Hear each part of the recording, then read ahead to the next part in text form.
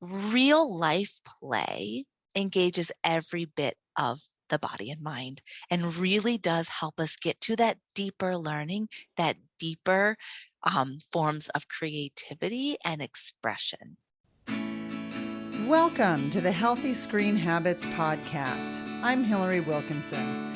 Whether you're starting your parenting journey with a newborn or looking to connect with your teen on technology, let's learn some new healthy screen habits together.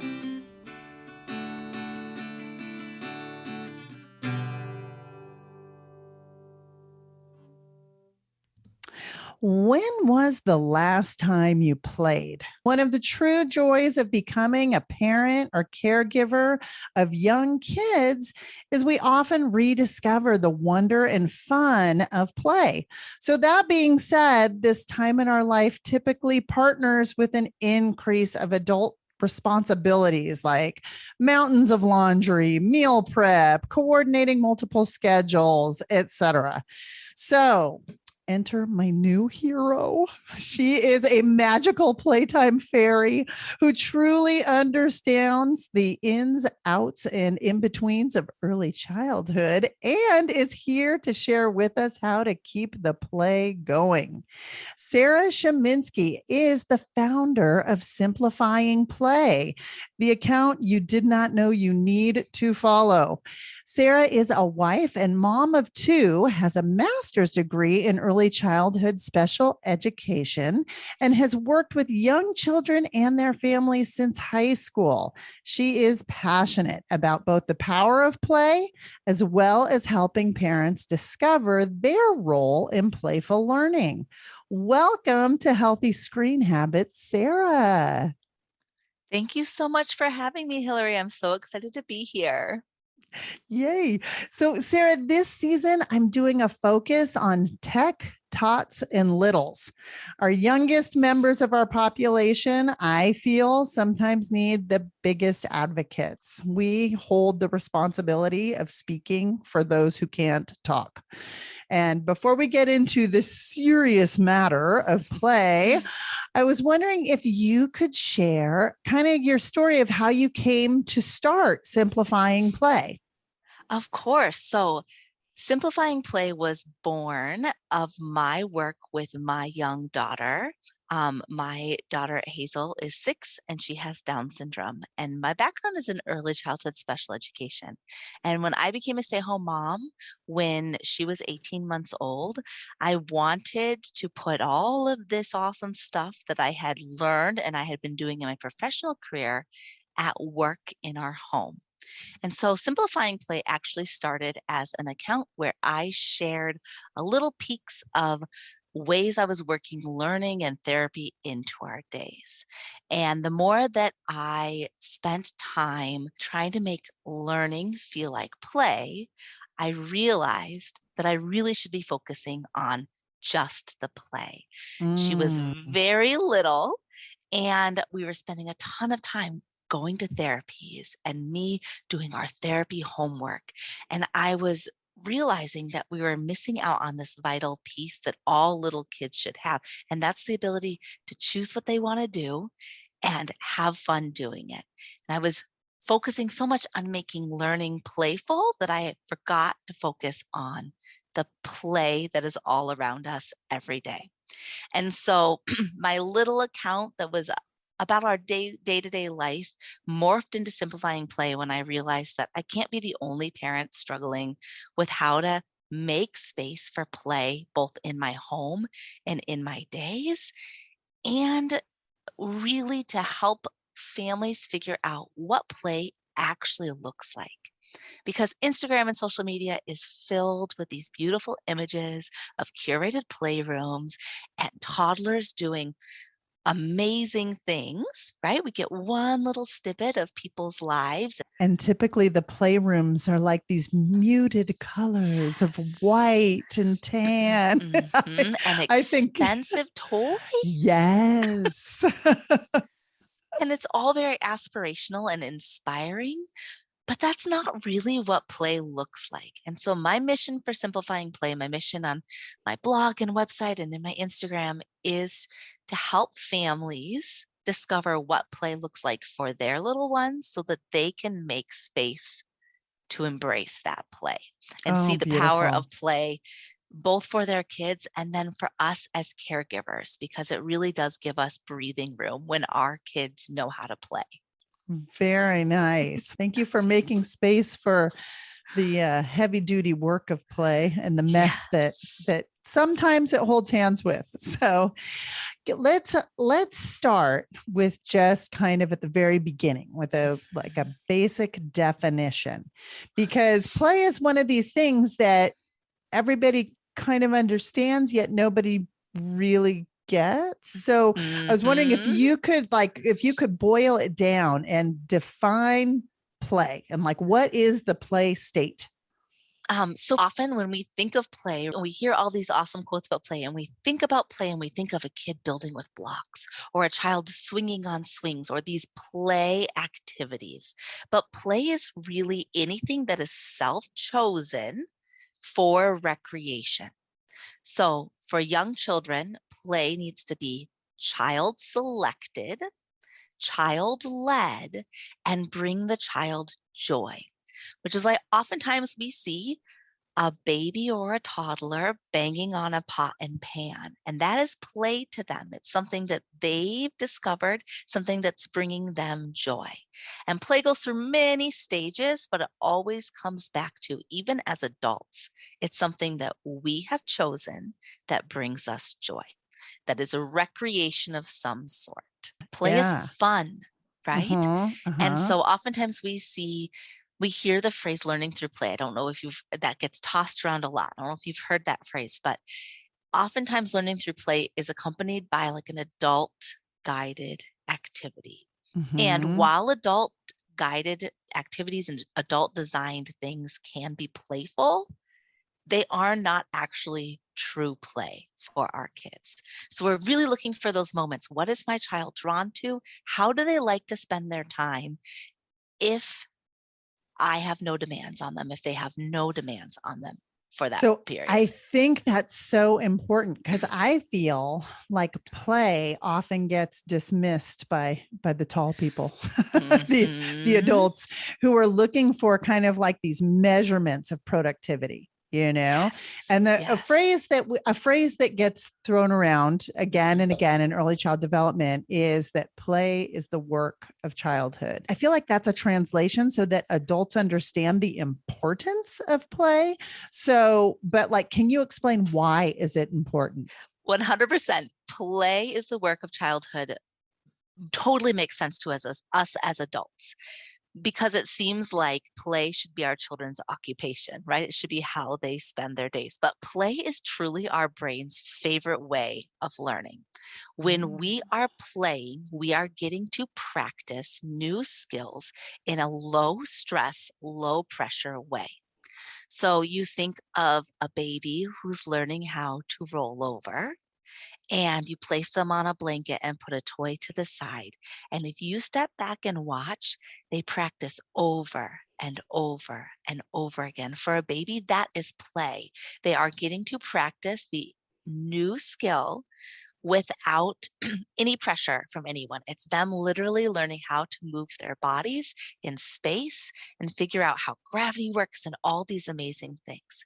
If we take it a little step further to early childhood, in the early childhood years, there's this huge push happening for early academics to have a higher priority in our young children's lives. So children of the age of 3 and 4 are now, it becomes a point of pride when our little ones can say the alphabet or count to 30, or all of these different markers, like you say, these markers, This is these like assessments milestones. and Yes, measurements. it becomes something that we can say, oh, they know how to do that now. But a lot of those things aren't true learning. A lot of those things are memorization. Hmm. And Hmm. so when you think about a little one learning their letters, so let's say my daughter Hazel learning to write an H for the first time as a preschooler, her practicing writing an H with like her occupational therapist might have been fun, but that wasn't play. The play comes when she discovers a pack of Post-it notes I left on the counter and writes an H on every single one and sticks them all over the house.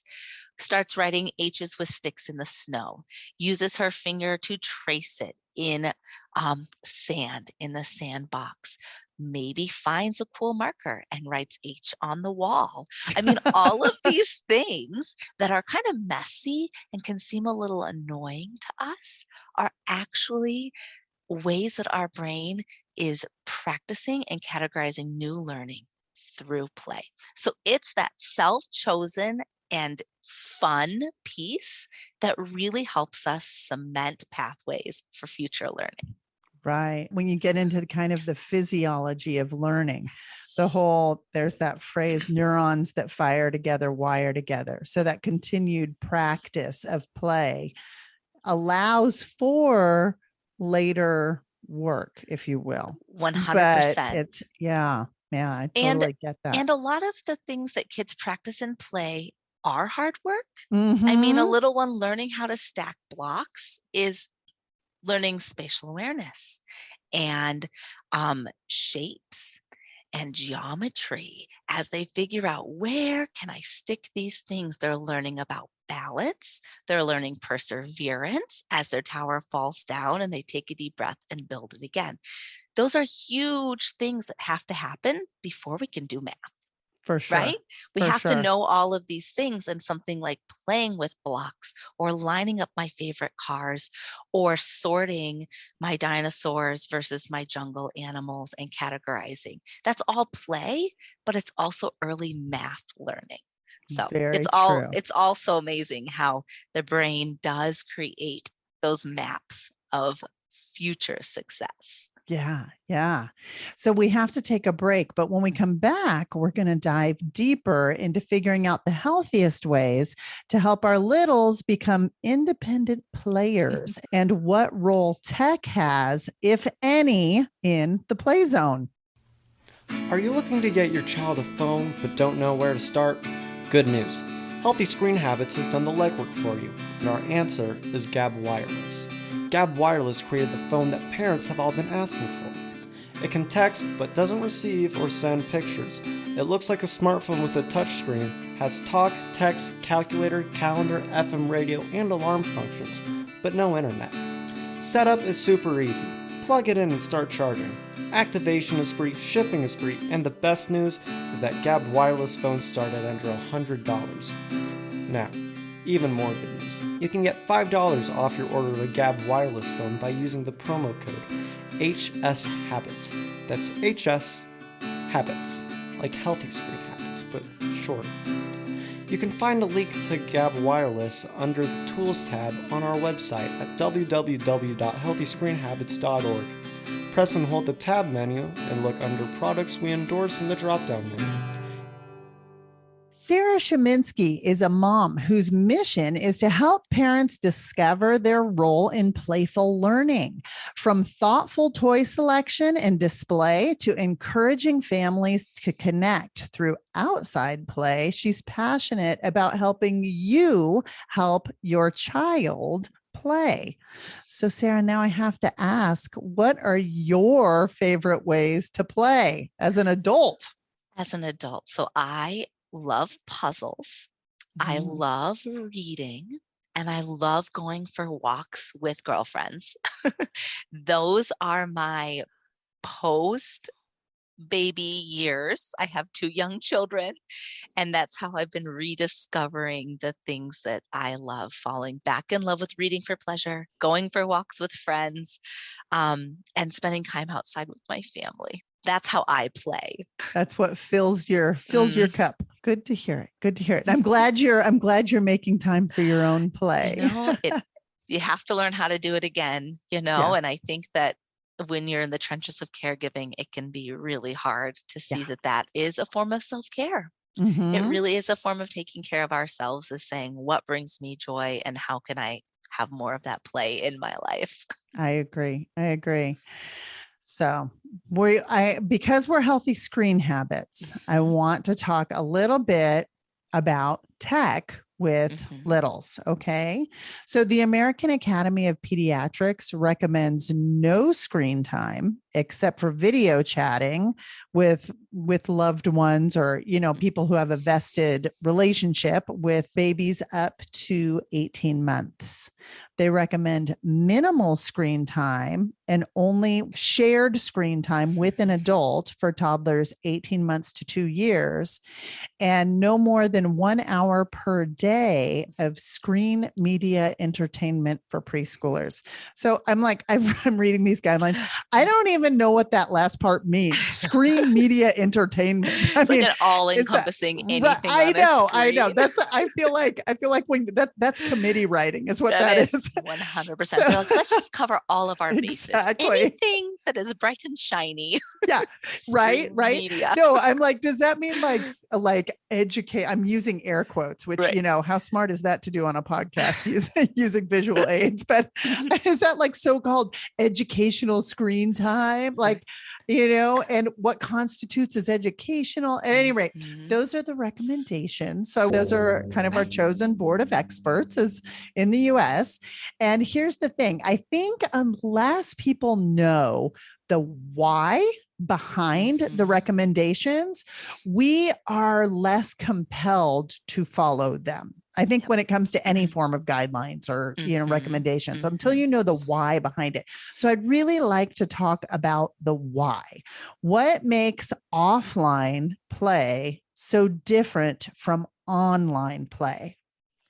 So offline play is a full sensory experience.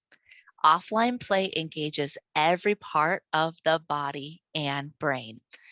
So when your little one is running outside on the playground, they are feeling the wind on their face. They are hearing birds or airplanes in the sky or traffic going by. They're learning how to adapt to changing terrain, which builds core strength and shoulder strength and leg strength. They're learning risk assessment. They are developing better eye control as they shift to far away horizons versus like most rooms in our home are 6 to 8 feet, the farthest we can see. And when we have a screen, it's 6 to 10 to 12 inches. I don't know. And my kids hold on to a phone, it's inches from their Mm-hmm. face. So real life play engages every bit of the body and mind and really does help us get to that deeper learning, that deeper forms of creativity and expression Mm-hmm. versus online learning or online play, which is typically in the form for young children of things that advertise themselves as educational, either programming or educational apps. Those really focus on more of the memorization side of things. And as I said earlier, with this early push for academics, memorization doesn't actually mean that we can do anything except for repeat a song, Mm-hmm. right? I can memorize a ton of things, but I might not be able to tell you where they fit in the world. I can memorize names and words and places, but not understand what those things actually mean. And so when we want our children to really have this deep play that has to happen when we give them time and space to move their bodies and explore the way that they want to. Excellent. And it Yeah. can be really challenging, right? It's very challenging to like leave time for that, but it's really important. Right, right. And I know that like one of the key milestone markers, if you Mhm, will, is the mhm, ability to stack blocks. Like, to make a tower. And mhm. these are like, as an early childhood educator, you kind of look for these milestones to see if kids can do it. Yeah. And I have dealt with parents Mhm, who have kids who on their tablet they feel as though they are hitting that milestone because on the tablet, on the touch screen, their child can stack those one dimensional mhm, blocks one on top of another by dragging them. mhm, But when you try to transfer that skill to a real life setting, putting the blocks in front of the child, mhm. it doesn't transfer. Mhm. So I think that as well, that Yep. whole skill transference doesn't necessarily occur that Right. the ed tech folks would like you to believe Mhm. it does. And even some of the games that work on letter and sound awareness, when your child's tracing a letter using their pointer finger, that doesn't necessarily mean that then they can turn around and hold a pencil. And before we can even hold a pencil, we have to have a variety of different experiences with our hands and our wrists and our arms that all happen through play. You know, Mhm. learning how to climb a tree, or crawl on uneven surfaces, all these different things do way more for preparing us for future writing than tracing a letter using a pointer finger on an app do. Right, right. And clearly, I mean, the social practice that comes with 100%. imaginative play is Mhm. unparalleled. So, Yes. Yeah. yeah, many times the reason we turn to screens for our children's entertainment is to kind of, just for lack of a better term, anchor them so that we can get Mhm. something done. So, one thing I know from being in this niche is if we are asking people to give up the use of tech, we need to provide some ideas with how to keep kiddos independently involved in something so that we can make those phone calls, cook the dinner, etc. Mhm. How do you recommend parents foster or teach how to play independently? Well, I think you just said the key thing right there. We have to teach our children to independent play. This isn't necessarily something that comes naturally to young children. Young children are social beings. They crave being close to their primary caregivers and to the people that they love. And so, my biggest tips for independent play are to practice, practice, practice, and um, make it a part of your day. So Hmm. even though we are busy, when we set the expectation that play is our child's work, we have jobs we have to do as caregivers. They might not see us at work, but maybe it's making dinner, maybe it's folding laundry, maybe it's answering emails. That's our work. And we need time to do that, just as our kids need time to play. And so the big things that I focus on, um, the first thing is making sure that we connect with our children, that we fill their cups and prepare them to play on their own. So that means meeting those basic needs. So making sure that they're not hungry, making sure that they have a dry diaper or they've recently gone to the bathroom, and making sure that we've spent a couple of minutes just connecting with them without any distractions for us. And that can be a snuggle on the couch, reading a story together, doing a chore together, washing dishes together is a form of connection, sitting and coloring together, whatever it is that fills your child's cup, doing that first. And then my second suggestion is to keep the phrase in your mind present, but not available. So we want to be close to our children within their line of sight, but not necessarily available as their playmate. So maybe that looks like putting a basket of favorite toys in the kitchen so that your child can access the things that they love while you are doing something you have to do. Maybe it looks like sitting and reading a story and then saying, okay, mom's got to go fold laundry now. Do you want to build a giant tower for your action figures, or do you want to build a train track? I'm going to sit over there. I can't wait to see what you make. You're still in that line of sight. You're still present, but you're not available. You are not there as a playmate. And then the third thing, and this is something I talk about on my account a lot, is to simplify the amount of things that we have out for our children. Our children can play for longer and reach deeper levels of play with the fewer amount of toys that they have. So there's actually studies that have been done that toddlers given 18 toys or 6 toys, the children who have access to 6 toys play with more attention and play more creatively than the children that have access to 18 toys. Now, that is a research study. So that's like in a very controlled environment. But in your own home, having out only the things that your child truly loves and can play with in a multitude of ways will get you much farther than having every toy they've ever received Mm-hmm. out for them to have to dig through to find the pieces to the thing that they really want to play, which means they have to come get you to come and help them to come back and get them started again. And so something I chat about a lot is if we're feeling overwhelmed by the stuff of play and the stuff of childhood, then our children are most definitely feeling overwhelmed by the amount Right. of toys they have. Right. Because then actually the skill that's being worked on then isn't play at all. It's decision making.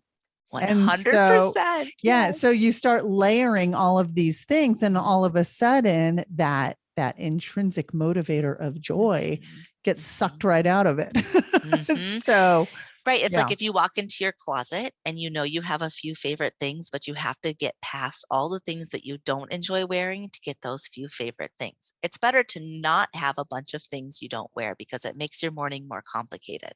The Right. same thing happens to our kids. If they walk in a playroom and see 400 options of things they could possibly use, but they really want to find their favorite baby doll, the baby doll's diaper, and the baby doll's bottle, but they have to go through all those other options first. They might play for a couple minutes as they rediscover toys, but they're not going to get to that deep play that they're seeking. So that's one of my top tips for encouraging independent play is actually starting with less. And over the summer, I actually put away half of my children's toys. I was like, okay, I'm going to practice what I preach because our playroom was out of control. We were spending a ton of time outside, which was awesome. But when we were inside, I felt like I was constantly refereeing sibling disagreements and trying to redirect play and saying, not right now, go play, which is actually doesn't help anybody go and play. Right. Right. And so I was like, all right, I'm going to put away half of our toys. I put away our play kitchen. I put away a ton of dress up toys, things that my children used all the time, but we're not serving a purpose in their active play. And the amount of play and focus skyrocketed. It was amazing to me So that with one validating for small what you're, shelf of toys, yes. yeah. So we are currently in the shortest, longest month of the year. In parts of the country, snow can be expected for at least a few more weeks, if not more. And all the brand new toys of the winter holidays have kind of lost their shine. But you have an amazing curriculum that is chock a block full of fun. Can you tell us about nature play? I can. So Nature Play Today is my nature curriculum designed specifically for young children and their caregivers. The purpose of this curriculum is not to build academic skills. It's not a homeschooling curriculum. Instead, it's a way for families to connect with each other and connect with the world around them. So each month has a nature guide. So it's a year-round curriculum. And each month is a nature guide that focuses on one key aspect of nature. So in February, we actually talk about the night sky because the days are Beautiful. still short. And the night sky is something that you experience no matter what climate you live in. If you're in the northern hemisphere, our days are shorter still in February. And so we read books about the moon cycles and about the solar system, and we spend time looking up at the stars. There are ideas for playing outside in the dark and getting outside. Each month has book recommendations, play and art invitations that are simple ideas to get you outside exploring. There are guided nature walks. So literally ideas of a natural place to go, whether it be a walk in your neighborhood or to a forest trail. And ideas to start conversations and things to observe. There's finger plays. It's just born out of my passion for getting outside with my young children and feeling like there was a lack of something to help really guide parents on. It helps families have the answers to questions about nature too. So it starts with all these nature facts so that you can answer all the whys, what's, and hows that your young children come up with as you're outside playing. So Oh, it's really my so passion. fun. So fun. And now I have a 2-year-old who's almost 3, and my older daughter is in full-time school, and we are re-going through the curriculum, myself and my almost 3-year-old, and it's been such a treat. Oh, that's lovely. And I like how it's just like you said, that opportunity to connect and explore and just be together, you know? Yes. Yeah. So we have to take a short break, but when we come back, I am going to ask Sarah Sheminsky for her healthy screen habit. Did you know anyone in a U.S. state, territory, or tribe who needs suicide or mental health related crisis support, or who has a loved one in crisis, can connect with a trained counselor by calling or texting 988. 988 is the easy to remember number that reaches what is commonly referred to as the Lifeline, a network of more than 200 state and local call centers funded by the U.S. Department of Health and Human Services. Formerly known as the National Suicide Prevention Lifeline, the full name has changed to the 988 Suicide and Crisis Lifeline. 988. It's the 911 for mental health. My guest today is an educator, mama, and play advocate. At Simplifying Play, she is also the founder, content creator, and all-around COP. I assigned you that. That would be the chief of play. Sarah, it's now is the time where I ask you for a healthy screen habit. This is a tip or takeaway that listeners can put into practice in their own home. Do you have one? I do. And my tip is to make play a part of your daily rhythm, just like you schedule snacks and naps and mealtime. Prioritize play. When we prioritize play, we send the message to our children that their ideas and interests are valuable, and it helps us remember that it's important to make time for them to really dive into play. Fantastic. As always, a complete transcript of this episode, as well as a link to Sarah's website, simplifyingplay.com, can be found in today's show notes. That's where you'll find that nature play curriculum as well. So you can find these by going to healthyscreenhabits.org, click on the podcast button, and use the drop-down menu to find this episode.